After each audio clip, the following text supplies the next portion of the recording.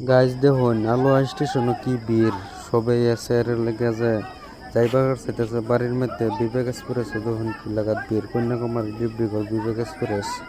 কি লাগাত ভিড় দেখুন মানুষ উঠবার হইতেছে না ট্রেনও এক বেডের করলাম যে ট্রেনে এসিদা উঠবার লাগে এসিদা উঠলে তো ওরা হইলে হইলে এসিদা উঠলো না কথাটা মানলে তো ট্রেনে উঠে ভরা হইতো এসিদা বা খালিতে হয় আর রিজার্ভেশনে কি লাগাত ভিড় বেডের গেন্দাটা ট্রেনের মধ্যে আগে উড়াই দিছে বেডি শিকার করতেছে গেন্দার লাগে আপনারা সবাই যে যে যাইবেন